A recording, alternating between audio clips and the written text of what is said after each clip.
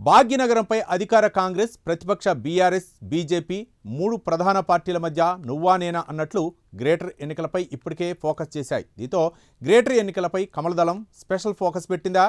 Greater కోటపై కాషాయ జెండా ఎగరవేయటమే లక్ష్యంగా కమలం పార్టీ మాస్టర్ ప్లాన్ సిద్ధం చేసిందా? నేతల మధ్య గ్రూప్ తగాదాలకు చెక్ పెట్టనున్నారా?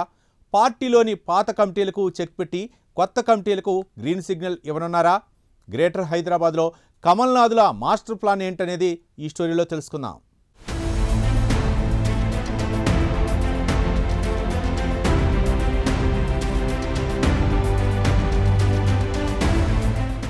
తెలంగాణ కాషాయ పార్టీ టార్గెట్ ఒకటే. వచ్చే గ్రేటర్ హైదరాబాద్ మున్సిపల్ కార్పొరేషన్ ఎన్నికల్లో భాగ్యనగరంలోని 3 పీఠాలు కైవసం చేసుకోవాలనే లక్ష్యంతో బీజేపీ పావులు కదుపుతోంది. ముఖ్యంగా జీహెచ్ఎంసీ 3 కార్పొరేషన్లుగా విభజించి 150 వార్డుల నుంచి 300 వార్డులకు ప్రభుత్వం పెంచింది.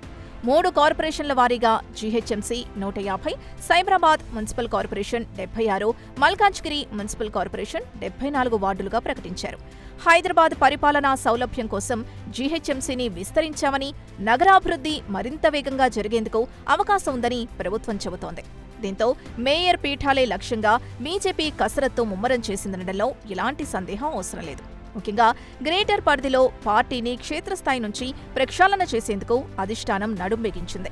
ప్రస్తుతం ఉన్న 8 జిల్లాల వ్యవస్థకు స్వస్తి పలికి పార్టీ బలోపేతానికి, పార్టీ గెలుపుకు అనుకూలంగా ఉండేలా పార్టీ వ్యవహారాలు, కార్యక్రమాలు సులభతరంగా, సరికొత్తగా 3 కార్పొరేషన్ల వారీగా నూతన కమిటీలను రంగంలోకి దించాలనే లక్ష్యంతో రాష్ట్ర నాయకత్వం ఆలోచిస్తున్నట్టు ప్రచారం జోరుగా సాగుతోంది.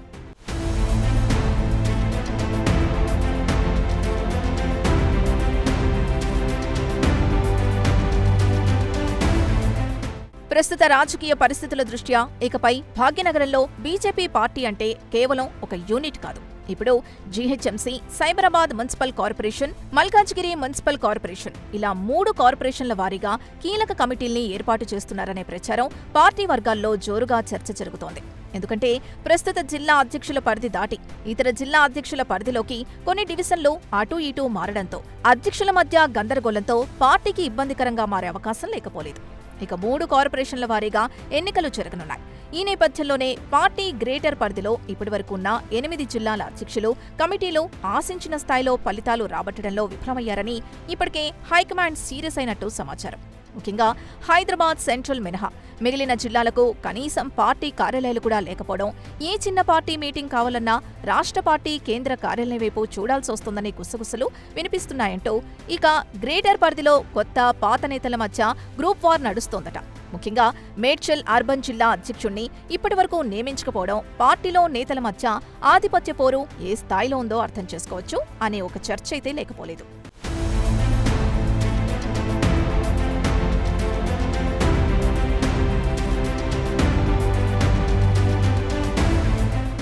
తెలంగాణ రాష్ట్ర శాఖ పార్టీలో ఎవరికి వారే యమునా తీరే అన్నట్లుగా నేతల తీరున్నట్టు పార్టీలో గుసగుసలాడుకుంటున్నారు.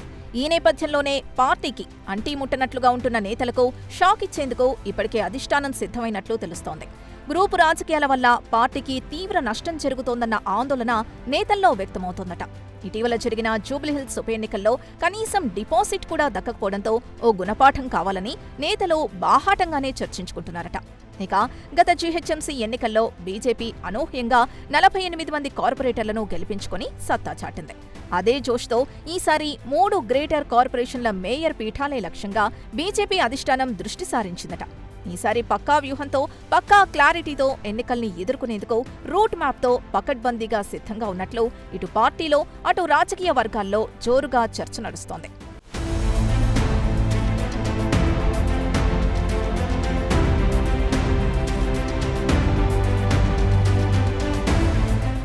మొత్తానికి ఈ కొత్త కమిటీల్లో ఉండేవారికి పార్టీ ఒక కండిషన్ పెట్టినట్లు తెలుస్తోంది.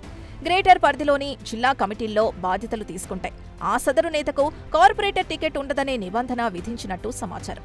కేవలం పార్టీ కోసం మాత్రమే పనిచేసే సైనికుల్లాంటి నేతలకే ఈసారి చోటు దక్కే అవకాశాలు కనిపిస్తున్నాయి.